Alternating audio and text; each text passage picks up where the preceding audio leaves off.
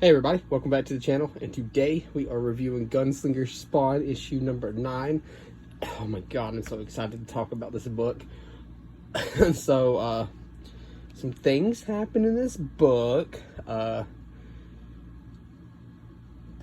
starters, Hobby, or Gunslinger, meets with, Spawn. That's cool. We get a really sweet 2-page spread. That's really neat. We get a nice backstory for Gunslinger. That's also really cool. We actually get to see Amy. That's also really sweet. But anyways, enough of being annoying. Let's actually talk about the book. So, again, Todd McFarlane here. And Brett Booth. Brett Booth is... his artwork is just out of this world. Oh my god. The 4 Spawn artists on these 4 books are just... they are top tier artists, man. But Brett Booth is something else. Him and Javier Fernandez are like 2 of my favorite artists at the moment. Anyway, so let's actually talk about him. So we get the, like I said, we start off with the backstory. Which is, I love this idea. I love the fact that it talks about, the 49ers. This is them, or at least the people that survived this. And that's really cool that we actually, got to see a little bit of this. So we come back, we go to this town, and this guy, like, runs in. Like, he's just trying to get his horse, shoed up. This guy comes running in, and he's got blood on his shirt. He's like, I need a stall and a 6-shooter. And so everybody's like confused on what's going on, and they hear a door slam, and it's him. He comes in. He's like, I told you not to run, man. What's wrong with you? So he pins him up to the wall, and he actually slices his throat. Brutal, by the way. That's just brutal. And we cut, and he notices him. He's like, are you going to do, are you going to run to the sheriff now, boy, and tell him what he saw? He's just like, you killed an unarmed man. He's like, you're unarmed. So he comes running out, and he gets a knife right through the heart. And then there's Amy. That's her. That is Amy right there. How cool is that? The only reason why we know that's Amy is we hear the gunshot. Obviously, we also see that he's screaming Amy. But we hear the gunshot, and boom, cuts back to Javi in bed, wakes up. It's 2 in the morning, and he tells She-Spawn, like, look, we gotta go. It's time to go. Let's go. And so they start leaving. She-Spawn starts questioning if she's ever going to get this team together, which obviously she does because the Scorched. And then we go to his little hideout, his little hidey hole full of weapons, and it's phenomenal. We got a bunch of revolvers, and then she asked if he knows how to use the shadows, which is, where they use it to teleport to different parts of the world. And he says, yeah, I know how to use it slightly. Close your eyes. And then he appears, in a different spot with fully costumed. And then he asked her how she changes. And this is crazy because before we talk about hers, he talks about how if you blink, that's enough time for you to regret fighting me because he'll kill you in that instant. So she's like, I swear to God, it's kind of like she's just trying to one-up him. So what she does is she takes her shirt off. So he sees everything right here. So he sees her chest, and she tells him to close his eyes, and which he does, and he opens his eyes back up to a knife around his throat and his arm behind his back.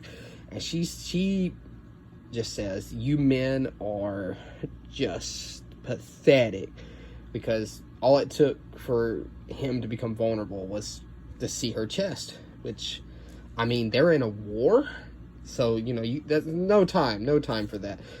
10 horny bonks. Bonk, bonk, bonk. But, yeah, so they finally she teleports them, and they're going to go meet up with Spawn. And then, finally, we actually go to cut with Spawn. So Spawn's here, tracking down this guy. His name's Phil. Phil worked for this guy that Spawn's hunting down. And here's that sick 2-page spread. So we see all these other members of his little group. And he says, these guys constantly keep throwing other people under the bus about information. And I need to know who's actually got this information. Where is your boss? Now, before we flip the page, let's just take a moment to just admire this page. Oh, my God. I just want to know how long it took Brett to draw this page, and then how long it took the colorist to color the page. Holy crap.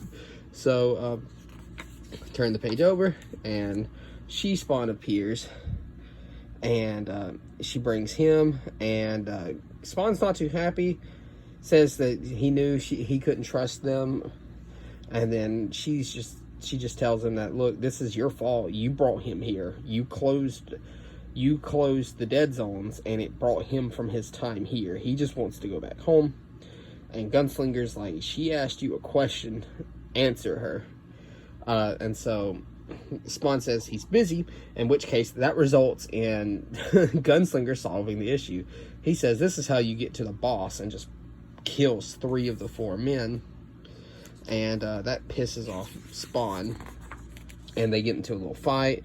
Obviously Spawn's gonna win this fight no matter what, but I mean, Gunslinger's kind of right. You kill the minions to get to the head, you know. But we get this sweet panel. Look at this. Spawn's like, he's not having his authority, you know, question, man. He turns into this. Look at this. What the freak is this? It's so beautiful, though. So She-Spawn stops the fight, and then Gunslinger does. Gunslinger sucks up a little bit. Now, earlier in the issue, She-Spawn did tell him to do this because Spawn apparently likes it.